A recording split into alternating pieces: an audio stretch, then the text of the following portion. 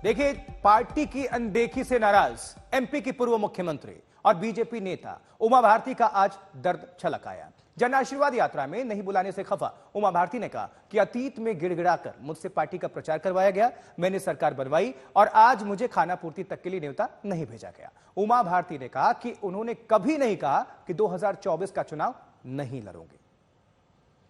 मध्य प्रदेश में जहां बीजेपी लगातार जोर लगाए हुए है चुनाव जीतने के लिए, चुनावी तैयारियों को लेकर पार्टी अध्यक्ष से लेकर गृह मंत्री अमित शाह, तमाम बड़े बड़े नेता मध्य प्रदेश में जाकर के रणनीति बनाने में लगे हैं।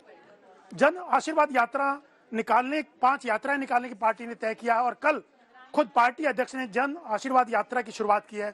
लेकिन इस पूरे जो रणनीति चल रही है पार्टी की, उसमें एक नेता गायब है, वो है पार्टी की फायर ब्रांड नेता उमा भारती। उमा भारती कहीं भी दिखाई नहीं दे रही है, ना जन आशीर्वाद यात्रा में दिखाई दी, ना पार्टी की किसी बैठक में दिखाई देती हैं, ना रणनीति में शामिल है। आखिर क्या वजह है उमा भारती की? दरकिनार किया गया उनको या खुद दूरी बनाए हुए तमाम पार्टी की गतिविधियों से? बात करने के लिए हमारे साथ भोपाल से खुद उमा भारती जी मौजूद है। उमा जी, आपका बहुत बहुत स्वागत है आज तक में। उमा जी, क्या वजह है आप पार्टी में कहीं भी जो एक्टिविटीज चल रही है, पार्टी की रणनीति जो बनाई जा रही है, उसमें कहीं भी दिखाई नहीं दे रही? इतना ही नहीं, जो जन आशीर्वाद यात्रा कल जेपी नड्डा ने शुरुआत की, उसमें भी आप दिखाई नहीं दी। आपको बुलाया नहीं गया या आपको दरकिनार कर दिया गया? क्या वजह क्या है? आपके पहले सवाल का जवाब देने में मुझे 2-3 मिनट लगेंगे, प्लीज मुझे पूरा जवाब देने में। जी जी। मैंने 2019 में ही कहा था कि मैं ये चुनाव नहीं लड़ूंगी, क्योंकि मैं 27 साल की उम्र में चुनाव लड़ गई थी और तब से मैं 6 बार सांसद बनी, 2 बार विधायक बनी, 11 साल केंद्रीय मंत्री रही और मुख्यमंत्री भी रही। तो मैंने कहा मुझे 5 साल का ब्रेक दे दो, मैं गंगा का काम पूरा करूंगी यात्रा करके, लेकिन मैं 24 का चुनाव जरूर लड़ूंगी। तो मैंने कभी अपने आप को किनारे पे लगाया नहीं, मुझे कोई किनारे पे लगा नहीं सकता। इसी बीच में जब यहाँ सरकार गिर गई, उपचुनाव हुए 28 सीटों पर, तो मुझे कोरोना हुआ था और कोरोना से मुक्त हुए मुझे नेगेटिव घोषित नहीं किया गया था, 11 दिन ही हुए थे और मैं ऋषिकेश एम्स में थी। तब मुझे यहाँ चिरौरियां और मनोतियां कर करके गिड़गिड़ा करके मुझे बुलाया गया कि तुरंत पहुंच जाइए, और मैंने अपने आप को झोंक दिया यहाँ पे। पार्टी को जीतना था, लेकिन हाँ, सीटों का कुछ इजाफा हो गया होगा मेरे आने के बाद, तो मैं उस समय पर भी आ गई। अभी भी 2-3 उपचुनाव हुए थे जिसमें एक सीटें बिल्कुल हार रहे थे प्रतिकूल थी, मैं गंगा यात्रा बीच में छोड़ के आ गई। अचानक मुझे नहीं जाना था जनादेश यात्रा में, मैं भीड़ में नहीं जाती हूँ, भीड़ का हिस्सा नहीं बनती, लेकिन निमंत्रण भेज तो देते, झूठे मुंह से ही भेज देते और इतने सारे नेताओं के फोटो लगा देते, एक तो हमारा भी चिपका देते बगल में। तो मैंने कल टोक दिया इस बात पर, इतनी सी बात है। बाकी आपको मैं बताऊं, 2003 में 173 सीटें आई थी और जब पार्टी ने मुझे निकाल दिया था बिना किसी कारण के, तो 2008 में सीटें घट के 141 हो गई थी, 30 सीटें घट गई थी, 35 सीटें। उसके बाद जब मैं वापस आ गई थी तो 2013 में फिर 165 सीटें हो गई थी। 2018 में तो हम व्यापम की वजह से हार गए थे, व्यापम की कालिमा छा गई थी सब तरफ। तो जो व्यक्ति आपके लिए, मैं तो शिवराज जी के साथ हूँ, क्योंकि मुझे शराब आंदोलन में जो सफलता मिली वो शिवराज जी की वजह से मिली, और मैंने जो आपत्ति की है वो दूसरे वजह से की है। मैं आज तक के माध्यम से ये बताना चाहूंगी, मुझे अपने वजूद की चिंता नहीं रहती है, कोई नेता ना मुझे बना सकता है ना मिटा सकता है। जनता की दुआ और परमात्मा की दया, उसी से मैं आगे बढ़ पाती हूँ।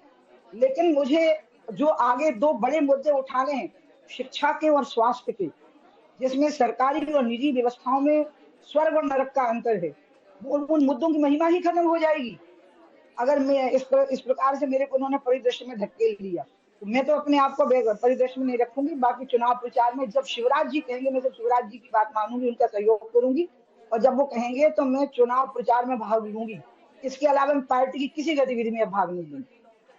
क्यों नहीं लेंगे पार्टी की गतिविधि? क्योंकि आप पूर्व मुख्यमंत्री भी हैं मध्य प्रदेश की, पूर्व केंद्रीय मंत्री भी हैं, फायर ब्रिगेड नेता मानी जाती रही हैं, अग्रेसिव कैंपेनर रही हैं, स्टार कैंपेनर रही हैं आप, तो क्यों पार्टी की एक्टिविटीज में आप शामिल नहीं होना चाहते या शामिल नहीं किया जाता? क्योंकि आपने ये कहा कि जन आशीर्वाद यात्रा में अगर आपको बुलाया जाता, बुलाया नहीं गया, नहीं तो वो जाती, तो क्या वजह क्या ये सब आपको कहना पड़ रहा है कि पार्टी की गतिविधियों में आप शामिल नहीं होंगी, कैंपेन जरूर करेंगे? क्या रीजन क्या है उमा जी? नहीं, इसलिए नहीं कि मुझे बुलाते हैं, नहीं, वो मुझे नहीं बुलाते, खाली चुनाव प्रचार में बुलाते हैं। उत्तर प्रदेश में भी 2014 में जो 17 में जो चेहरे दिखाए गए थे 4, उसमें से एक मेरा भी दिखाया गया था, राजनाथ जी का, मेरा, केशव जी का और कलराज जी का। तो मेरे को ना पोस्टर गर्ल थोड़ा ना बनना है कि पोस्टर में दिखा दिया और वोट ले लिए। नहीं, मुझे काम करना है, आगे लंबा काम करना है। बहुत छोटी हूँ अभी, अमित शाह से थोड़ी सी बड़ी हूँ, मोदी जी से 10 साल छोटी हूँ, यहाँ बीडी शर्मा से सिर्फ बड़ी हूँ, और बाकी सबसे छोटी हूँ यहाँ के नेताओं से भी। अभी मुझे 15-20 साल काम करना है, तो 15-20 साल काम करने की सामर्थ्य तो बनी रहे, और वो भी गरीबों के लिए, असहाय लोगों के लिए। मैं अपनी सामर्थ्य तो नहीं खत्म होने दूंगी। और जनादेश यात्रा में बुला भी लेते तो हो सकता है मैं ना जाती, मैं आपको बताऊं, लेकिन बुला तो लेते कम से कम, ये बात थी, और कोई बात नहीं। मतलब आपको दुख है, दर्द है इस बात का कि आपको बुलाया नहीं गया जन आशीर्वाद, क्योंकि 5 यात्राएं वहां पे बीजेपी ने प्लान की हैं और पहली यात्रा में आपको नर्दाद रखा, जबकि ज्योतिरादित्य सिंधिया को वहां बुलाया गया। आपसे तरजीह ज्योतिरादित्य सिंधिया को दी जा रही है, आपको नहीं दी जा रही होती तरजीह। आपको इस बात का मलाल है? मुझे दुख और दर्द नहीं है, आश्चर्य है कि पार्टी के नेताओं की याददाश्त अचानक क्यों कमजोर हो जाती है। दूसरा, रही बात ज्योतिरादित्य की, ज्योतिरादित्य मेरा बहुत लाडला है, बहुत प्रिय है, उनके आने से मुझे अपार खुशी हुई थी। लेकिन ये जरूर है कि वो पहले उन्हीं की वजह से हमारी सरकार नहीं बनी 2018 में। उनने कस के प्रचार किया कांग्रेस का, तो उनने कांग्रेस की गिरा के हमारी सरकार बनाने में हमारा साथ दिया, तो मैंने तो पूरी सरकार ही बना के दे दी। और 2013 में जिस प्रकार से सीटों में इजाफा हुआ मेरे वापस आने के बाद, तो मैं ज्योतिरादित्य से ईर्ष्या करती नहीं, बल्कि उसको बहुत दुआ देती हूँ आगे बढ़ने की, तरक्की करने की। लेकिन हाँ, मुझे आश्चर्य जरूर है कि आन गांव का पहाना और खुद के गांव वाले की पूछने, जिसको बोलते हैं ना कि उसके उसकी कोई इज्जत नहीं, उसका कोई सम्मान नहीं, ऐसा कैसे होगा। अरे मुझे नहीं जाना था जनादेश यात्रा में, काय को नेता घबरा रहे थे। इनको क्या हो जाता है कि जैसे मैं मौजूद होती हूँ, ध्यान सबका मेरी तरफ जाता है, तो आप बने रहो आकर्षण का केंद्र। लेकिन झूठा निमंत्रण तो भेज दो, साथ में चुपके से ये भी कह दो कि आना मत, तो नहीं आएंगे, लेकिन दिखावे के लिए तो कर दो, लोगों को दिखावे के लिए तो कर दो। नहीं तो अगर मेरे को अस्तित्वहीन करने की कोशिश करी, तो कितने लाखों करोड़ लोग जिनको लाभ हो जाता है, ट्रेन बेतवा से कितना लाभ होने वाला है, ललितपुर सिंगरौली रेलवे लाइन से कितना लाभ होने वाला है, शराबबंदी से, शिवराज जी ने जो शराबबंदी कर दी उससे लाखों महिलाओं को जो रिलीफ मिला है, मैं वो क्षमता तो अपनी कभी खत्म नहीं करूंगी, कभी नहीं, कोई खत्म नहीं कर पाएगा उसको। जब तक जिंदा रहूंगी आखिरी सांस तक मैं अपनी क्षमता को बचाऊंगी, बाकी चीजों की परवाह नहीं करूंगी। उमा जी, क्या लगता है आपकी उपयोगिता नहीं लगती पार्टी को, इसलिए आपको नहीं बुलाया गया? और एक मैसेज जाएगा, आपको लगता है कि अगर बुला लेते तो ठीक रहता, नहीं बुलाया तो एक लोगों में मैसेज आएगा कि कहीं ना कहीं सब चीजें ठीक नहीं है, इससे नुकसान होगा पार्टी का? नहीं, मैं पार्टी का बिल्कुल नुकसान नहीं करना चाहती, और शिवराज जी कहेंगे तो मैं चुनाव प्रचार भी करूंगी। मैं बिल्कुल नुकसान नहीं होने दूंगी पार्टी का, क्योंकि पार्टी से मुझे लगाव है। मोदी जी हमारे नेता हैं, भारतीय जनता पार्टी एकमात्र हमारी पार्टी है जो देश की रक्षा करने में समर्थ है। ऐसी कोई बात नहीं है, बस निकल गई है बात मुझसे, ताकि बाकियों के मामले में ये भूल ना करें। और मैंने खुलेआम ही बोल दिया इस बात को, जानबूझ के बोला, प्लानिंग से बोला है, धोखे से मुंह से नहीं निकला है, बिल्कुल सोच समझ के निकाला है, ताकि आगे से ये गलती ना करें। अगर आप उन नेताओं के वजूद को पीछे धकेल दोगे जिनके आधार पर पार्टी का वजूद खड़ा हुआ है, तो आप खुद एक दिन खत्म हो जाओगे। उमा जी, पार्टी से आपने दूरी बना रखी है या पार्टी ने आपको आपसे बना रखी? क्योंकि आप कभी दिल्ली आती नहीं है, ना प्रधानमंत्री से, ना गृह मंत्री से, ना पार्टी अध्यक्ष से कहीं मिलती हुई दिखाई नहीं देती हैं। क्या वजह क्या है, ये दूरी की वजह क्या है?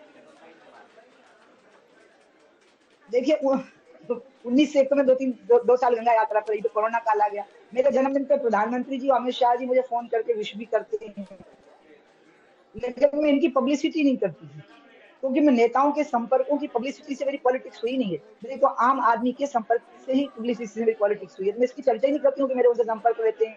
जगत जी मुझे बहुत सम्मान से मिलते हैं, हमारे संगठन मंत्री जी सम्मान से मिलते हैं, मोदी जी मेरा कई बार अपने टीवी के कार्यक्रम में मेरा जिक्र कर चुके हैं। मुझे ऐसी अपनी उपेक्षा की कोई शिकायत नहीं है। जनादेश यात्रा में मुझे निमंत्रण में नहीं मिलना, यह जरूरी था कि मैं इसका उल्लेख करती, ताकि वो ध्यान रखें कि मध्य प्रदेश कार्यकर्ताओं का प्रदेश है और कार्यकर्ताओं की अवहेलना नहीं हो सकती। मुझे एक सवाल ये है, जितने भी सर्वे आ रहे हैं मध्य प्रदेश को लेकर के, उन सर्वों में जितने बीजेपी की स्थिति ठीक नहीं है, कांग्रेस को बढ़त मिली हुई है, तो किस ढंग से देखते हैं कि क्या आपको लगता है कि बीजेपी को करना चाहिए? आप चिंतित है उस बात को लेकर के?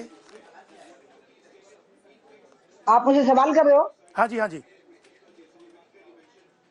सर्वे जो आते हैं कई बार वो झूठ नहीं होते, लेकिन परिस्थितियां बदल जाती हैं।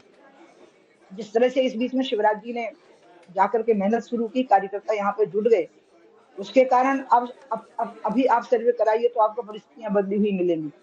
लेकिन मैं ये बात आपको जरूर बताऊं कि अभी कुछ समय से जो पहली लिस्ट जारी हुई उम्मीदवारों की और अगली लिस्ट के बीच में जो गैप आया है, उससे एक अनिश्चितता का और बेचैनी का माहौल प्रदेश के कार्यकर्ताओं में है। कार्यकर्ताओं को भयभीत रखना, चिंतित रखना, ये ठीक नहीं होता। वो सबके लिए काम करते हैं, टिकट मांगते हैं, नहीं मिलता है तो दूसरे के लिए काम करते हैं। हमारे यहाँ धोखाधड़ी और विश्वासघात नहीं होता है। अगर होता तो कांग्रेस के जो लोग खड़े हुए थे, 22 लोग चुनाव लड़े थे, हमारे कार्यकर्ताओं ने जी जान से उनके लिए काम किया था। ज्योतिरादित्य जी के साथ में जो आए थे, उन कार्यकर्ताओं को भय में रखना, उनकी प्रसन्नता का हरण कर लेना, और वो यहाँ के बेचारे भोपाल के चक्कर काट रहे हैं, ये ठीक नहीं है। इसलिए पार्टी को चाहिए कि कार्यकर्ता की भावनाओं का मान सम्मान रखे। ये बात मैं सार्वजनिक तौर पर कह रही हूँ, मैं अकेले में कह चुकी हूँ। बाकी आप वो जो कह रहे थे वैसा कुछ नहीं है। मैं बस, मुझे नेताओं के ना चक्कर काटने की आदत नहीं है। मैं पराक्रम से काम कर रही हूँ ना, परिक्रमा से काम नहीं कर रही हूँ। तो इसलिए दिल्ली कम जाती हूँ, लेकिन पार्टी की बैठक में जाती हूँ। पार्टी के नेता मुझे फोन करके हालचाल पूछते हैं। शिवराज जी से मेरे बहुत अच्छे संबंध हैं। मैं पार्टी के लिए ही काम करूंगी, लेकिन मेरा इतना बोलना बहुत जरूरी था कि कार्यकर्ता की अवहेलना और अपमान नहीं हो सकता। उमा जी, आपने कहा कि 19 में चुनाव नहीं लड़ा, आपने घोषणा की थी, और 2024 में आप चुनाव लड़ेंगी। क्या पार्टी आपको टिकट देगी? अगर टिकट नहीं देती है, इसका जवाब आपको जगत प्रकाश नड्डा जी से पूछना है, मुझसे नहीं। मैं अपनी बात कह चुकी, अब नहीं रिपीट करेंगे। अशोक, व्यक्ति केंद्रित मत करो इंटरव्यू, मेरा कोई महत्व नहीं है। पानी केरा बुदबुदा आसमानस की जात, हम तो पानी के बुलबुले हैं, आज बने हैं कल मिट जाएंगे, लेकिन जब तक रहेंगे तब तक इस देश के लिए, मानवता के लिए अपना योगदान देते रहेंगे। इसको व्यक्ति केंद्रित मत करो आज की बातचीत को, छोड़ दो इस बात को। जगत प्रकाश नड्डा जी से पूछ लेना। अच्छा उमा जी, एक आखिरी सवाल, सनातन को लेकर के जो स्टालिन का बयान आया है कि मलेरिया, डेंगू और कोरोना की तरह इसको जड़ से खत्म करना जरूरी है, क्यों इस बात को लेकर, इस बयान को लेकर काफी बवाल मचा हुआ है, चाहे वो साधु संत हो, तमाम लोगों ने क्रिटिसाइज किया। आप किस ढंग से देखती हैं? स्टालिन नहीं बोला, शायद उसके लड़के ने बोला। हाँ, उनके लड़के ने, उदयनिधि स्टालिन ने। हाँ, वो लोग जो है ना, वो जिस प्रकार की मानसिकता के हैं, एक तो लड़का है, वो उसको समझ ही नहीं है। लेकिन सुधांशु ने कल विद्वतापूर्ण तरीके से जवाब दिया है। लगता है सब बीजेपी के लोगों का जवाब उसके अंदर समाहित हो गया।